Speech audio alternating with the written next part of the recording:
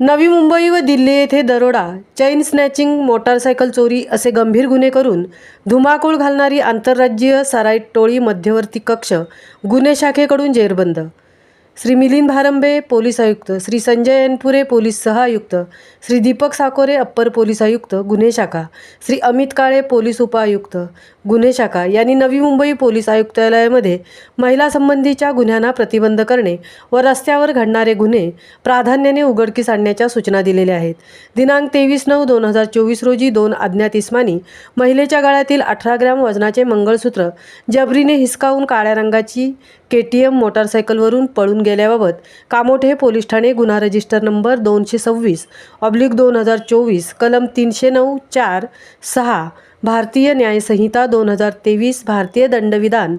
कलम 392(34) अन्वये गुन्हा दाखल केला आहे. तसेच 23 ते 26 नोव्हेंबर दरम्यान नवी मुंबई पोलीस आयुक्तालयात CBD, खारघर, पनवेल शहर, कळंबोली, नेरूळ, वाशी, सानपाडा व कामोठे परिसरात देखील अशा प्रकारचे गुन्हे दाखल करण्यात आले होते.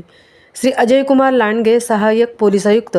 गुन्हे शाखा यांच्या मार्गदर्शनाखाली श्री सुनील शिंदे वरिष्ठ पोलीस निरीक्षक मध्यवर्ती कक्ष यांनी त्यांचे कक्षाकडील तपास पथके तयार करून घटनास्थळी भेटी देऊन समांतर तपास करून मोटारसायकल चोरी व चैन स्नॅचिंग उघडकीस आणणे याकरता सुमारे 1 आठवडा तांत्रिक तपास करून उल्वे परिसरातून पाहिजे आरोपीचे छायाचित्र प्राप्त करून उल्वे परिसरातील 40 ते 45 सोसायट्या व गेस्ट हाऊस तपासून आरोपींना ताब्यात घेण्यात आले आहेत. महामुंबईसह संजय कदम, पनवेल.